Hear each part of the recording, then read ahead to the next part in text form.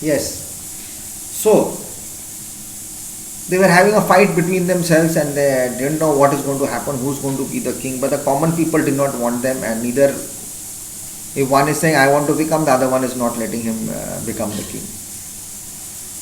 So on Christmas Day, they gathered together and all men prayed with a marvelous earnestness that a sign should be given to them by God.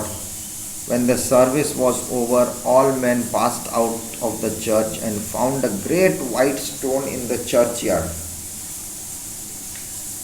And in the stone was an anvil, a huge metal platform on which metals are heated.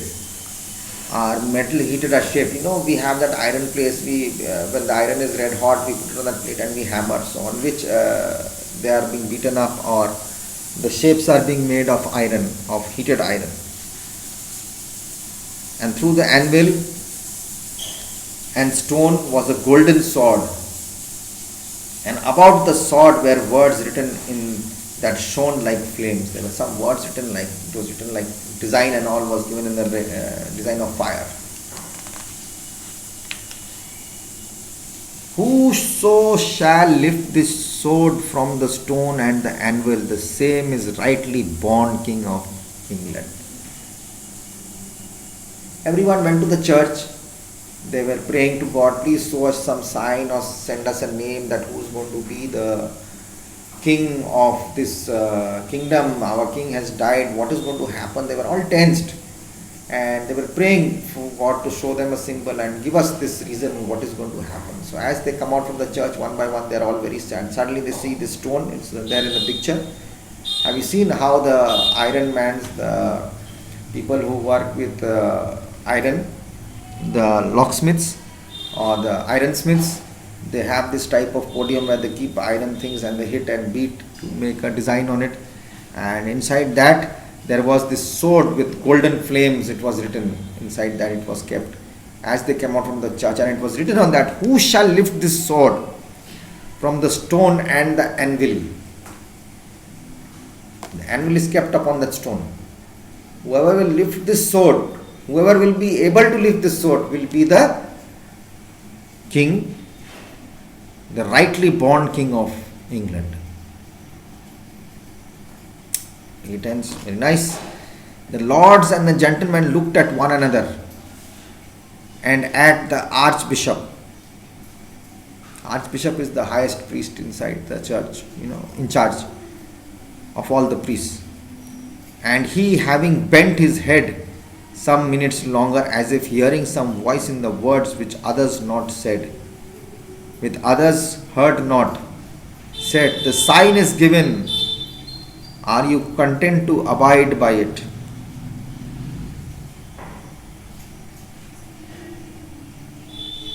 And they replied with one voice, we are content. Then said the archbishop again, God having given us this sign of the sword in the stone and the anvil, at 12th day it shall be given to any man to try his skill at withdrawing the sword. Until that day let all be patient, and until then shall certain knights of pure fame be set to guard the stone. On New Year's Day the roads were gay with lords and commons on their way to the tournament.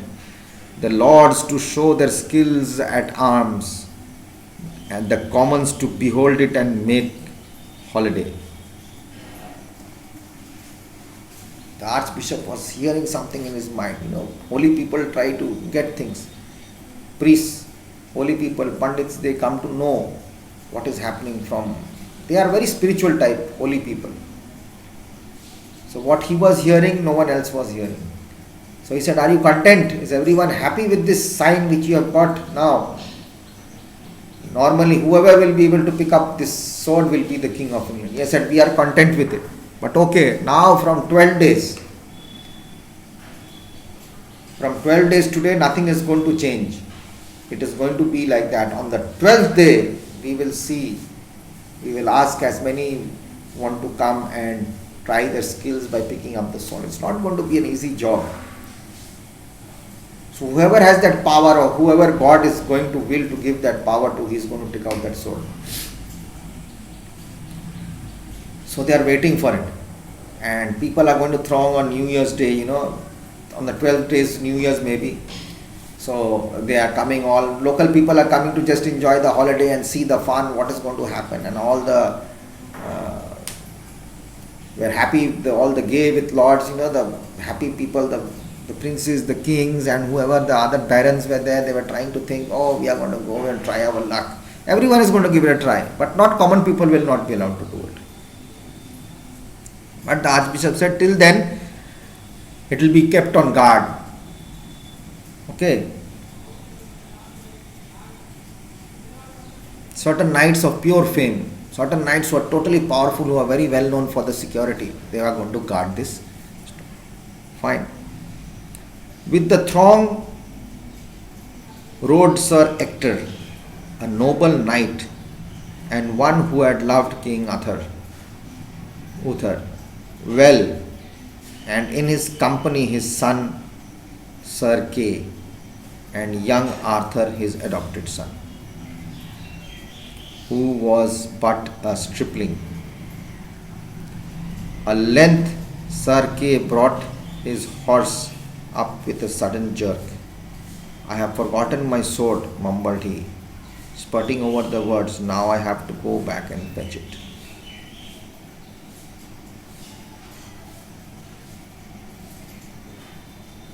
So just as with the throng, with so much of crowd coming in and all, Sir rode Ector, a noble knight, one of the king's people, noble knight. He was in that rank. Knights are like security personnel, guards, ministers, below the ministers, knights.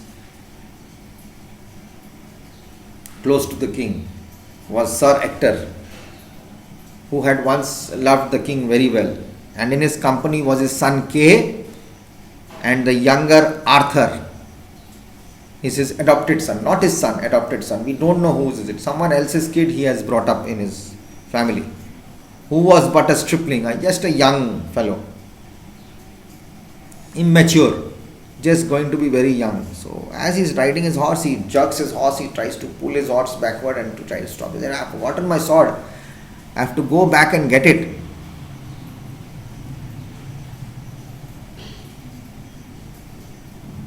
Kay is the son of Sir Ector.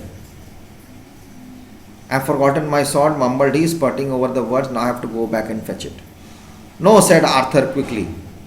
That is unnecessary. I will return to the town at a great speed and will fetch your sword. He said, you don't have to go, Arthur, his adopted brother said.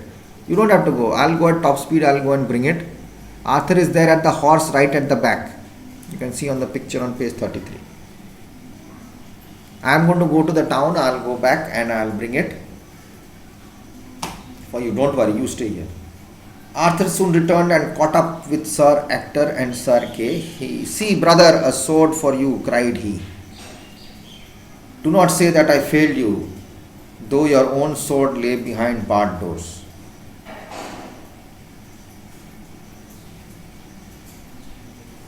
He said, sir, I brought you your, Sir Kay, I brought you your sword.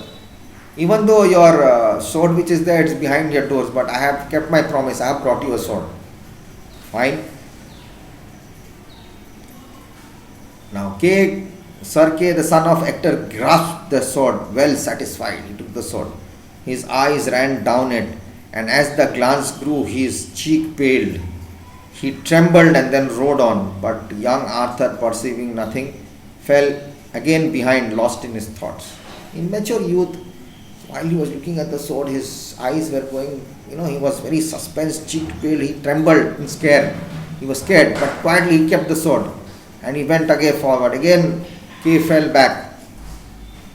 Arthur did not understand anything what's happening and he fell back behind, lost in his thoughts. Very nice story. Okay. Sir Kay hastened to rejoin his father, full of tidings. Sir, cried he in tremulous tone, surely I had none other am chosen to be king. Surely I and none other am chosen to be king of England, since in my hand I bear the sword of the stone. Now you remember that part, Arthur, when the enchanter asks Kremlin, what's his name?